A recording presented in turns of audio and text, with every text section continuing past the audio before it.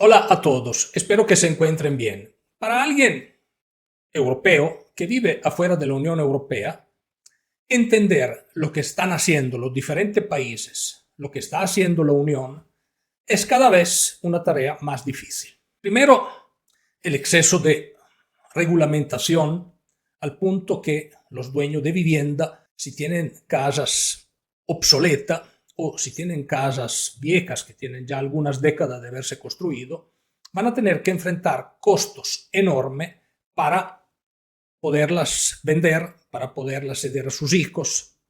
Hay nuevas reglas que imponen medidas energéticas y son inversiones importantes. Muchas veces las inversiones para mantener esas casas green es mayor del costo de las mismas casas.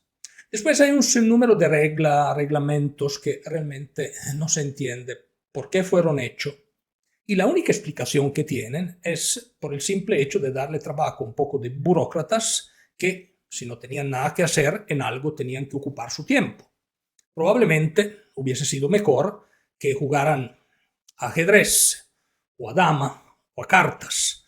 Por ejemplo, las botellas de plástico, las reglas sobre los bloqueadores solares, o el montón de redondas que uno encuentra en las calles europeas. A cada cruce hay una redonda que supuestamente se han hecho para mejorar la seguridad vial. De hecho, en algunos casos sí tal vez mejoran la seguridad vial, pero en otros casos son perfectamente inútiles. Por ejemplo, en lugares que son con un nivel de tráfico muy bajo. Pero la actividad regulatoria europea no tiene freno. Sigue generando reglas, normas. Sin embargo, hay un problema bastante grave a nivel de Unión y es el conflicto entre Rusia y Ucrania. Es un problema grave porque involucra armas nucleares y podría llevar a un enfrentamiento entre el bloque de la OTAN y la Federación Rusa. Ahora llega un presidente de Estados Unidos que tiene buenas intenciones, quiere llegar a la paz. Inmediatamente los europeos lo critican y en lugar de respaldar su postura, empiezan a salir una serie de proyectos que son prácticamente sin pie ni cabeza. Por ejemplo, el proyecto del Rearm Europe, de rearmar la Unión Europea. Bueno, ese proyecto conlleva una inversión estimada de alrededor de $1 billón, 800 millardos de euros. Pero esos dineros, ¿qué van a hacer? Van a producir armas para un ejército. ¿Pero cuál ejército? Y si se llegara a un ejército europeo, ¿quién será el encargado de dirigir el ejército europeo? Son muchas de las preguntas a las cuales no hay una respuesta. Los líderes parecen todos de acuerdo en gastar $1 billón en armamentos, pero no se entiende cómo van a estructurar la defensa europea y sobre todo no se entiende quién va a mandar, quién va a tomar las decisiones. Ahora bien, un país que tiene su ejército, tiene su ministerio de defensa, tiene su ministerio de exteriores, entonces trabajan en la misma línea. Pero en el caso particular de la Unión Europea, cada país tiene sus propios ministerios de exteriores, cada país tiene sus propios ejércitos y la mayoría de estos pertenecen a la OTAN. Entonces, hubiese sido mucho mejor, en lugar de pensar en cómo tirar o en cómo gastar 800 mil millones de euros, 800 millardos de euros, llegar a algún acuerdo con el presidente de Estados Unidos para ver cuánto cada país aporta en armamento y cuál es o cuál va a ser la OTAN del futuro, en lugar de estar hablando en crear una nueva estructura donde la única cosa cierta al momento es un gasto enorme que va a recaer sobre los bolsillos de los ciudadanos. Pero al frente de estas incongruencias, aunque que en sus declaraciones los diferentes líderes dicen que no están totalmente de acuerdo y toman distancias, tampoco ponen un veto y ponen un punto final para que la discusión se desarrolle sobre otros aspectos.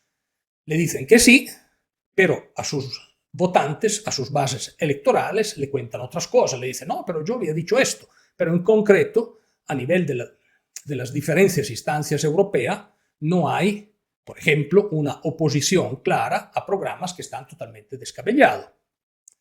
Ahora, Europa viene de una historia muy larga y en Europa empezaron 2 guerras mundiales. Casualmente, hay un país que tuvo el mayor nivel de responsabilidad en estas guerras. Y casualmente este país es uno de los países que más va a querer armarse futuro. Bueno, parece que la historia no haya enseñado mucho. Pero lo que a mí, honestamente, me tiene cansado es el discurso y la dialéctica que hay alrededor de la guerra en Ucrania. ¿Por qué? Les voy a explicar. De un lado está Estados Unidos, que está tratando de mediar y llegar a un acuerdo. Del otro está Zelensky, que le dice que sí a Estados Unidos, pero después corre a Europa a pedir más armas. Y del otro lado está Europa, que sigue dando armas para que Ucrania sea más armada y para que haya más guerra, en lugar de todos sentarse alrededor de una mesa y poniendo también las dos partes en conflicto para llegar realmente a un acuerdo. Porque lo que a mí me preocupa es que, de un lado, hay un esfuerzo genuino, tal vez no perfecto, de Estados Unidos de llegar a la paz. Pero del otro hay un doble discurso de Zelensky que no se entiende si quiere la paz, pero quiere más arma para usar más arma. Y finalmente los europeos, que están divididos en todos, ya han hecho un montón de cumbres, las últimas se consumó hace pocos días otra vez en París, donde no se entiende bien qué es lo que quieren hacer. Quieren hacer un contingente de paz, pero ¿quién va a poner los soldados? Porque algunos países tal vez están de acuerdo, otros no, pero están haciendo, digamos, las cuentas sin una parte esencial en esa discusión, que son los rusos. O sea, Europa puede decidir que manda sus soldados, pero la paz finalmente, si se firma, se va a firmar entre Ucrania y Rusia. Entonces, si Rusia no acepta el contingente de paz europeo, ¿qué va a pasar? Él no va a poder entrar en Ucrania. Pero, al mismo tiempo, hay muchos mensajes que llegan de la Unión. En estos días hay un video muy chistoso, donde hay un comisario europeo que cuesta millones de euros cada año. Me refiero a Adija Labib, que es la comisaria en gestión de crisis. Igualdad, imagínense, igualdad, que tiene que ver además preparación y gestión de crisis, que tienen que ver las 3 cosas, no se entiende.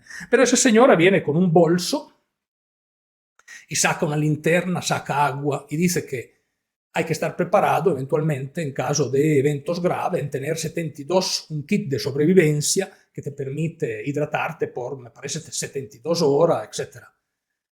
Este también, y este video, es un discurso belicista de un comisario que nadie ha electo, que nadie ha votado directamente, que cuesta ella, sus empleados, un chorro de dinero a los contribuyentes europeos y que finalmente no ayuda en alcanzar la paz. Bueno, ese video, a mi criterio, si ustedes lo han visto, les voy a pasar al final. Este video, si lo observan bien, es patético, porque es el adjetivo que definitivamente se merece.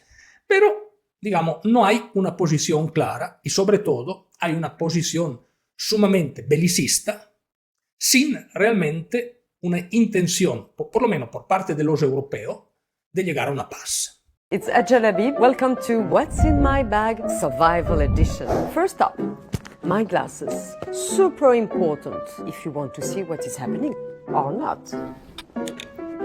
Next, my document in a waterproof pouch. A must in a rainy Brussels. Now, let's talk about lighting.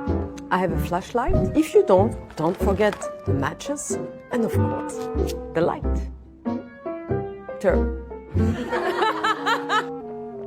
And water, of course, because water is life. And my special friend, a Swiss Army knife. 18 tools in only one knife. A must-have.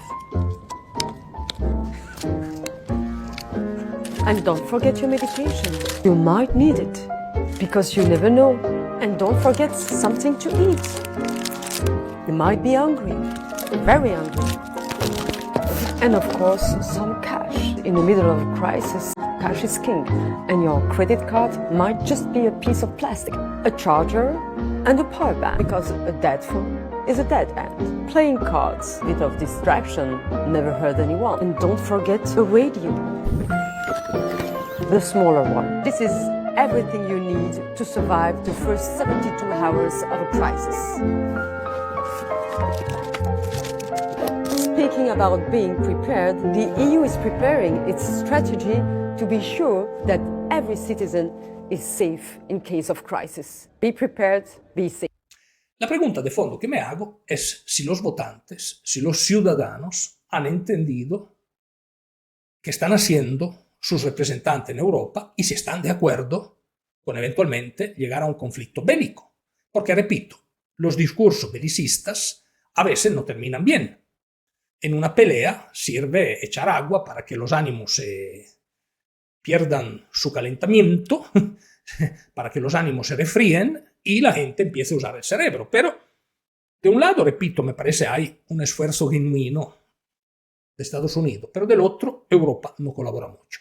Al mismo tiempo, aquí hay otra incongruencia grande. El presidente J.D. Vance visita Europa, critica Europa. La crítica, a mi criterio, tenía mucha lógica, sobre todo en el caso de Rumania y de cómo le quitaron la presidencia a quien había ganado esa presidencia y ahora de cómo le quitaron la posibilidad a ese candidato de correr a las elecciones. Son críticas correctas, pero cuando de Estados Unidos critican el hecho de que hay un problema en el canal de Suez y que son ellos que tienen que enfrentarlo, los europeos todos se molestan, pero los mayores beneficiarios o los países que más se benefician del canal de Suez son exactamente los europeos. Entonces, de un lado, tienen un discurso muy belicistas con Rusia, pero del otro han demostrado una incapacidad casi total y absoluta de resolver los problemas, aunque estos sean en este momento particularmente pequeños, tipo el problema que hay en el canal de Suez. ¿Por qué tiene que venir Estados Unidos a resolverle los problemas a los europeos en el canal de Suez?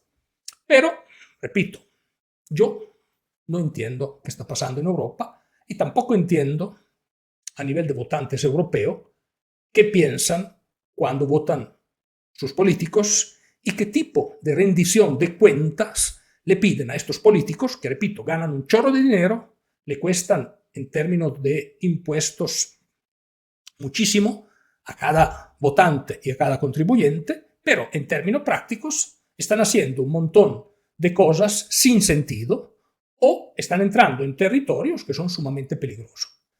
Déjame saber qué opina en el vídeo, dame tu like y te espero en mi próxima análisis.